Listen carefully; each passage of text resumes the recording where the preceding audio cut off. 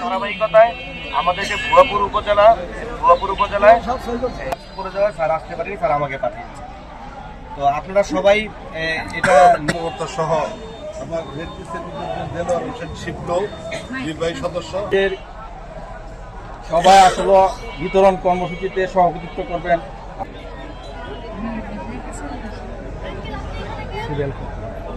আপনাদের মাঝে উপহার দিয়ে থাকি, তারই পরিপ্রেক্ষিতে আজকে দিই আমাদের মধ্যে আজকে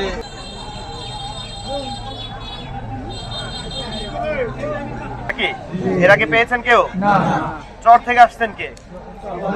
সবাই চেয়ারম্যান মাননীয় জেলা প্রশাসক, উনি হচ্ছেন চেয়ারম্যান। অনেক জনসাধারণ অনেক, কিন্তু আমাদের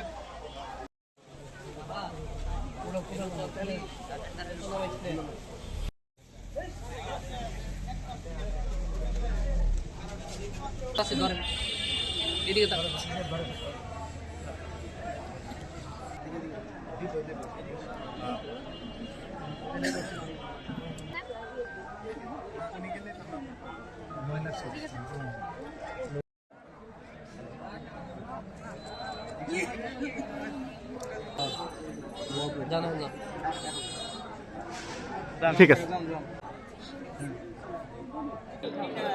হতদরিদ্রদের মাঝে আমরা কম্বলগুলো দিচ্ছি।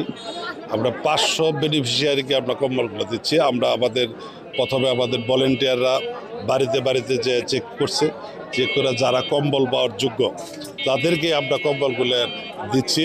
আমাদের 4 দিন ধরে আমাদের ভলেন্টিয়াররা কাজ করছেন। রেড ক্রিসেন্টের পক্ষ থেকে ওই এলাকায় গেছেন, এলাকায় যে বাড়ি বাড়ি গিয়ে তাদেরকে নির্ধারণ করছেন কারা কারা পাওয়ার যোগ্য, তাদেরকে আমরা দেওয়ার চেষ্টা করছি।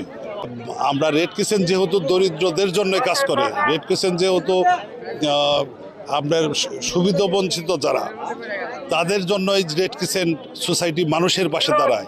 সেই সুবিধা বঞ্চিত মানুষের পাশে অবশ্যই রেড ক্রিসেন্ট থাকবে।